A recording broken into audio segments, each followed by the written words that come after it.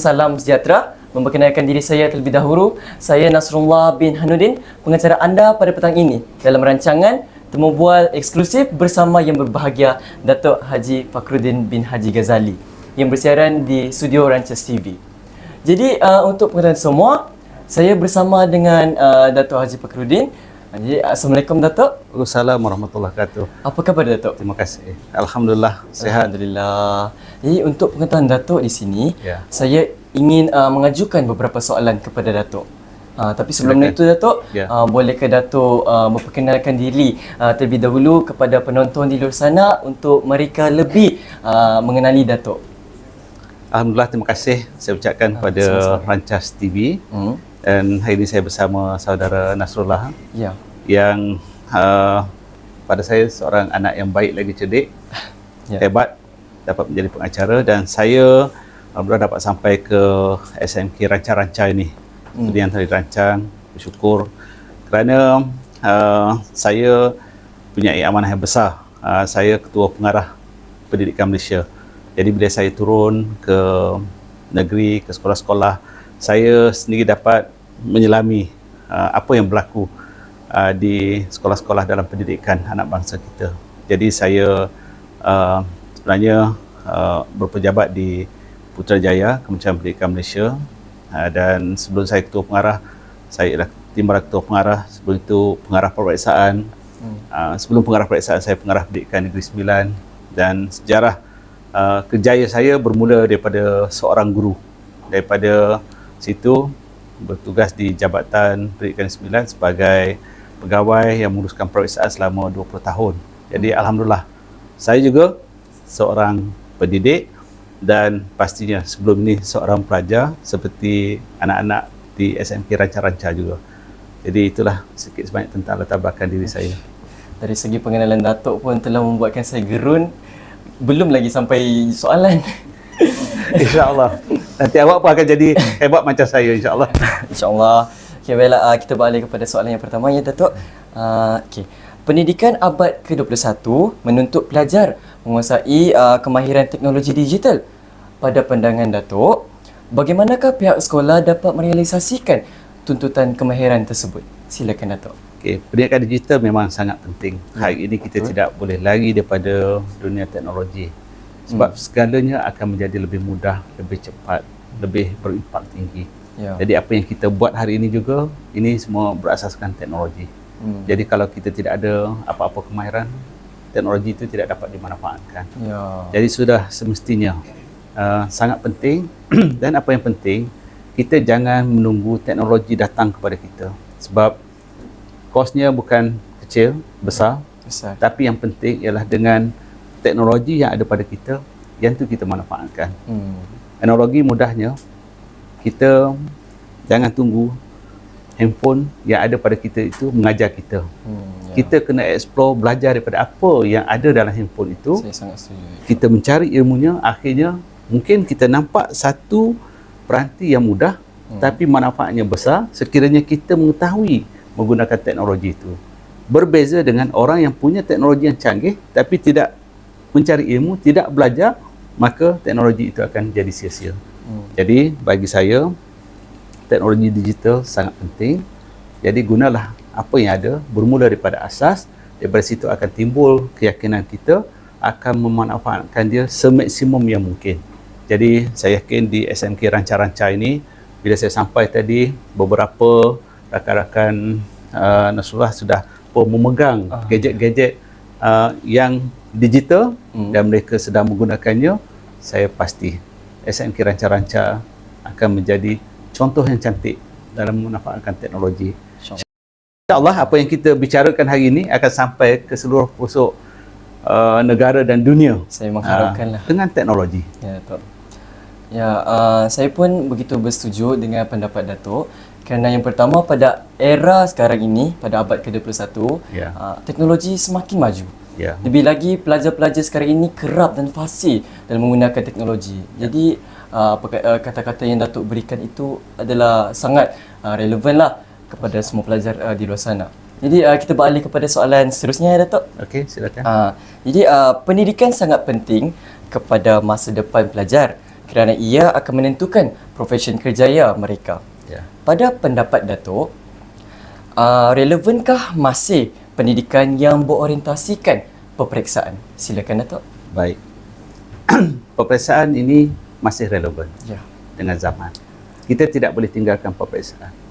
Sama juga kalau kita sebagai seorang manusia, kita juga satu hari akan rasa sakit. Jadi bila kita pergi ke hospital, doktor mula-mula sekali dia akan periksa diri kita. Sakit kita tu apa? Penyakit yang sebenar untuk dibuat rawatan. Sama juga dalam pendidikan. Kita ajar satu peringkat ke satu peringkat. Akhirnya di penghujung kita kena periksa juga nak tahu apa yang telah dia pelajari, yang dia hayati. Jadi barulah kita boleh ubati kekurangan. Apa lagi yang kita perlu ajar, apa lagi yang kita perlu tambah. Peperiksaan tetap relevan. Cumanya peperiksaan ini tidak relevan apabila dia menjadi matlamat kita belajar. Matlamat kita belajar ialah untuk menjadi manusia yang bermanfaat. Rasulullah SAW bersabda yang berbunyi khairun nas anfa'uhum linnas. Sebaik-baik manusia ialah yang memanfaatkan manusia yang lain. Kalau kita tak belajar, tak ada ilmu, macam mana kita nak manfaatkan orang lain? Dan orang yang ada ilmu, tapi kalau tingkah laku sikapnya tidak baik, pun dia tidak akan memanfaatkan orang lain. Jadi pendek katanya, kita kena jadi anak yang baik lagi cerdik. Jadi kita baik dahulu, baik tak ada peperiksaan. Tapi cerdik ada peperiksaan. Sebab nak tahu apa lagi ilmu yang kita nak sampaikan. Tapi baik ini walaupun tak diperiksa, tapi dia boleh menyentuh hati orang lain. Dengan baik itu, orang lain boleh periksa kita, kita baik ataupun tak baik. Macam saya ini, saya tengok saudara Nas, saya boleh tahu Nas seorang yang baik. Cara berbicara dengan saya, Nas penyendiri, cara menyoal, sudah cukup, tak perlu periksa atas kertas. Tapi untuk tahu kemahiran menggunakan bahasa dalam penguasaan ilmu yang lain, perlu ada peperiksaan supaya kami cikgu-cikgu boleh bantu. Itulah jawapan saya tentang kerelevanan peperiksaan pada hari ini. Terima kasih Datuk atas jawapan tersebut. Ya, memang benar. Saya pun sangat bersetuju sebab yang pertama, peperiksaan ini hendaklah diberikan kepada para pelajar untuk mereka mengetahui apakah kesilapan mereka. Betul. Okey, benar kan Datuk? Ya. Okey, baiklah. Agaknya kita akan balik kepada soalan yang terakhirlah daripada saya. Tapi dia tidak berbentuk macam soalan, dia lebih kepada permintaan. Ya. Jadi kat sini, sempena peluang keemasan ini, saya ingin menzahirkan hasrat daripada pelajar-pelajar di sekolah ini yang mana mereka inginkan sebuah dewan tertutup dapat dibina di sekolah ini. Jadi Datuk, bolehkah Datuk dapat merealisasikan hasrat rakan-rakan di sekolah saya itu yang berbahagia Datuk? Okey, baik. Terima kasih. Memang itulah sebenarnya matlamat Kementerian Pendidikan Malaysia.